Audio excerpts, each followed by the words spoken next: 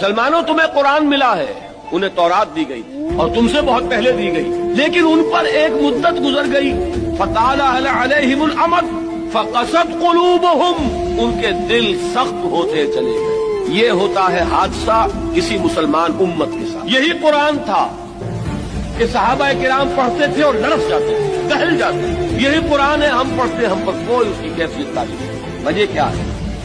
ہمارے دل سخت ہے، اور سختی کا یہ عالم ہے۔ سورہ بقرہ کے شروع میں اہل کتاب سے، یہود سے خطاب کر کے کہا گیا ہے ثم قست قلوبکم فہی کالحجارۃ او اشد قسوۃ، پھر تمہارے دل سخت ہو گئے اور وہ پتھروں جتنے سخت ہیں بلکہ ان سے بھی زیادہ سخت۔ فإن من الحجارۃ لما يتفجر منه الانہار، چٹانیں تو وہ بھی ہیں جو پھٹ جاتی ہیں، ان میں سے پانی نکل آتا ہے، پتھر وہ بھی ہیں جو گر پڑتے ہیں اللہ کے خوف سے۔ لیکن یہ کہ جب انسان کا دل پتھر ہوتا ہے تو کوئی شے اس کی سختی کا مقابلہ نہیں کرتی۔